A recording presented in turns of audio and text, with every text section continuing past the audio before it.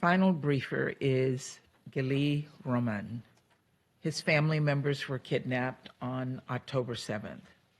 Mr. Roman, you have the floor. Thank you, Ambassador, for leading and making this meeting happen. Thank you for the German mission and all the other co-sponsors, and thank all of you for coming. Today, we are marking the 30th birthday of Carmel Gat, my family member, who is held hostage for 223 days in Gaza.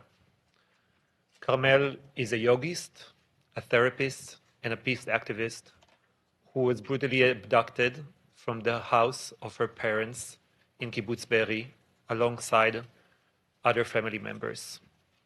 The Hamas terrorists who infiltrated the house firstly took Kinneret, Carmel's mother,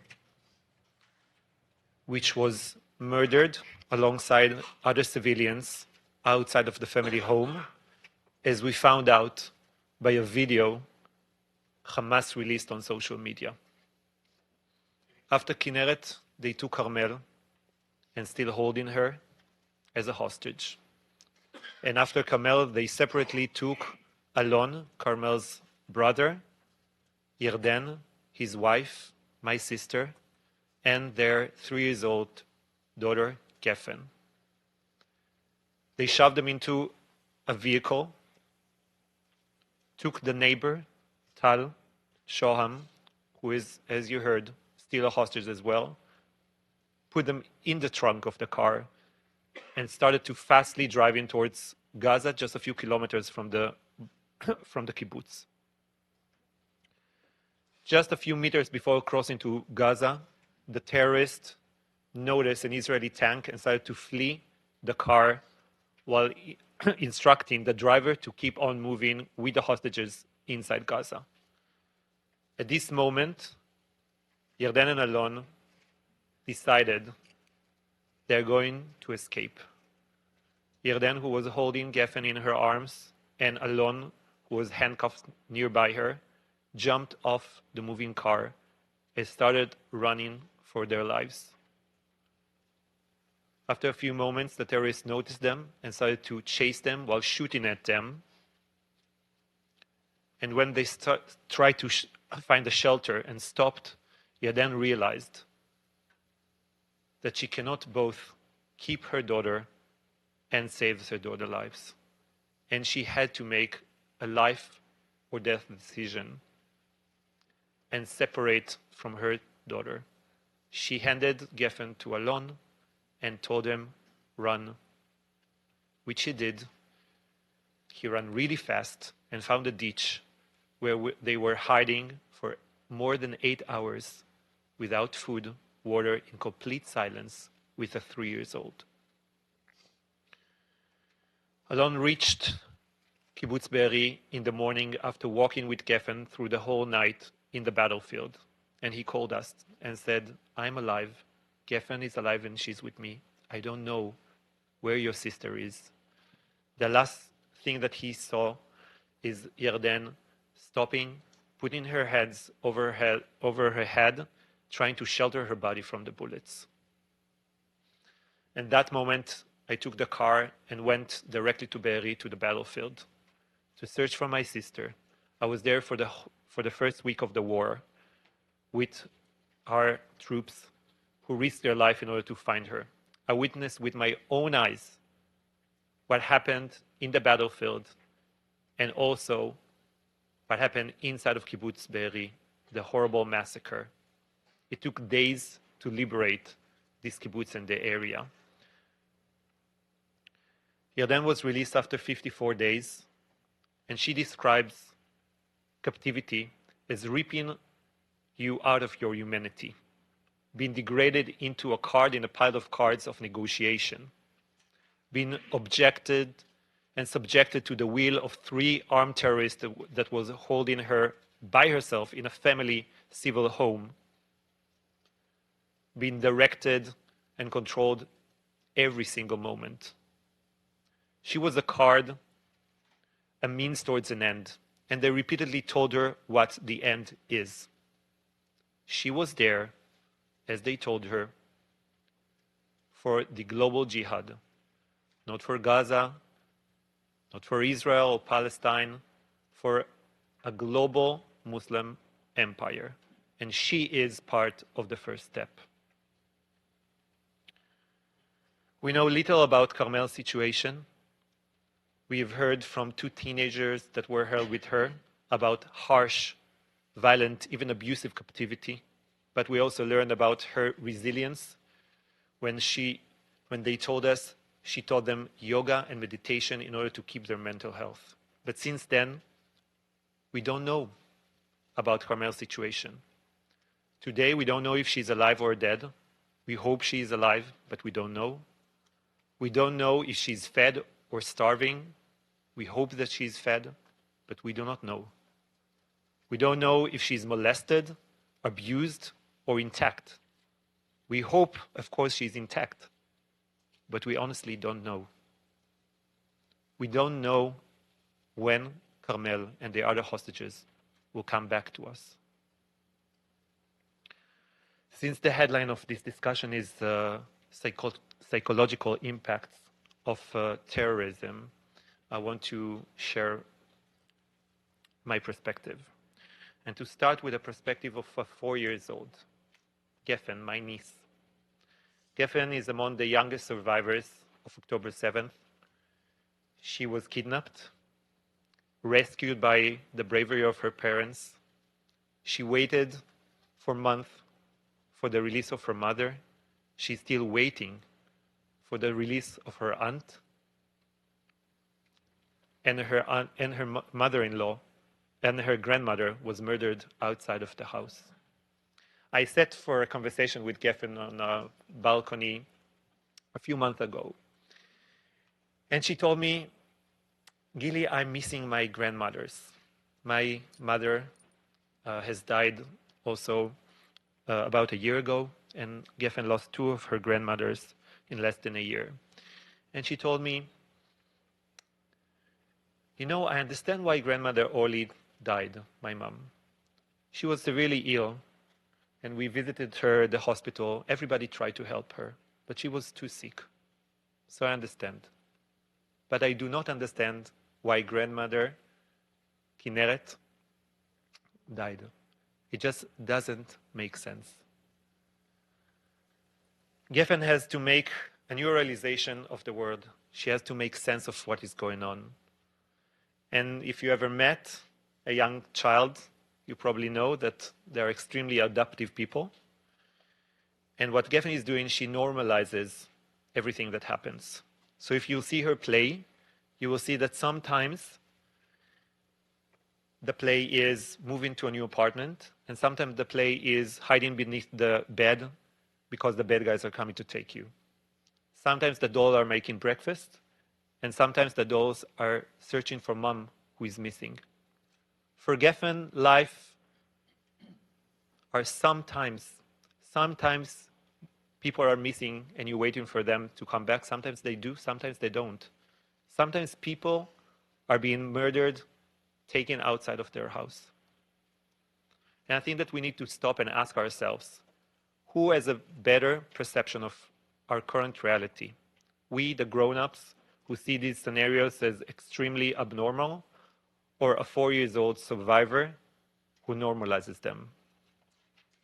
If judging by the fact that some prominent world leaders were so quick to contextualize and normalize what happened on October 7th, or by the fact that global organizations said so little and did nothing for the hostages, or by the fact that there are no clear resolutions and acts by this House to make the hostages release sooner. And this is the first time the Security Council is dedicating a discussion for them. By the fact that we can get so little attention for their issue, and their posters are still being ripped out and sometimes replaced by pictures of cows on the streets around the world. But just the fact that they are still in Gaza being held. If judging by all these, maybe we have to conclude that a 4-year-old has a better perception of our current reality than we do. I want to add also my perspective as an educator who taught the foundation and the breakthrough of creating the League of Nations after World War I, and the importance of the foundation of creating the UN after World War II. As someone who insisted on teaching more peace agreements and diplomacy than wars and battles, and as someone who was the head of an international school for peace with Jews, Muslims, Christians, Hindus, Buddhists, Palestinians, and Israelis, my expertise is liberal and peace education. And when we try to convey this education, what we are doing is exposing the students to ideas like coexistence, compromise, and nonviolent solutions, and try to help them encapsulate all of them into a hope that moderation can work, a hope that our global order can work. And this is exactly the main thing which is under attack when we are talking about psychological terror. Because what terrorists like Yahya Sinwar or Osama bin Laden are doing, they are infiltrating our systems, manipulating and exploiting the rules and values that we live by in order to hijack this hope and replace it by a destructive hope for chaos. They try to make us stop trusting solutions which are based on peaceful ideas, on compromise, and start to adhere to what we hear on the street, that there is only one solution: intifada, revolution, which means a violent overtake and changing a world order to be based on different values and different foundations than the ones that we worked so hard for decades, if not centuries, to build our world upon. I know this process of losing hope as an Israeli since childhood. I was devoted since I was a small child to advocating and convincing people to try to go and make agreements and compromises and diplomatic solutions. And every time we got to a breakthrough and we got enough people to agree to this kind of acts, it literally exploded in our faces. And as I grew up, we managed to do it over and over again, and our hopes were shattered over and over again. And our society in my region became more extreme and less hopeful that constructive hope can work, and start to adhere to a destructive hope instead. And this is not only an Israeli problem. I'm walking around the world a lot since October 7th, and I'm meeting also your citizens in Amsterdam, in London, here in New York. And when they hear that we are families of hostages, they have a terrifying look in their eyes. I met a guy in Los Angeles a few months ago, and when he heard about our story, he looked at me and he said, "Please tell me you are winning this. Please tell me you are bringing them back home." And I said, "I cannot really promise it. I really want to. But why are you so startled?" And he said, "You are a sovereign Western country, and you cannot protect your own people. You cannot bring your people back home. What does it say about me? What does it say about my children?" I think that we are failing these people, and I think that we are losing these people. They are losing hope, and they might replace it with a destructive hope. And we're starting to see it all over the world. My role in life is to convince people and educate people to adhere to our values and to hold on, like I'm holding on to this constructive hope, to a moderate hope with my fingernails. But I cannot do it without you. It's your responsibility to make people trust our world order, to regain trust that things can be solved in the manner that this house is responsible of. So I'm asking you, please step up. Please rise up and do more. We need more affirmative actions, more clear statements, because we need to gain back the trust of everyone, and it starts with our ability to bring back the hostages. And I will finish with a small anecdote. And the night before I came here, Yarden, my sister, came to say goodnight to me. And I told her very instinctively, and she told me, we will wait for you at home. And instinctively I told her, please wait for me at home. And her reply was, I cannot promise what cannot be promised. So I'm asking you today, please, let's make this promise that our loved ones will safely wait for us at home a realistic promise once again. And thank you very much. Gili, thank you. Thanks for watching. Drop a comment below. Don't forget to like, share, and hit subscribe to stay updated with our latest content. Until next time, stay informed and inspired. This is Dejobnik signing off.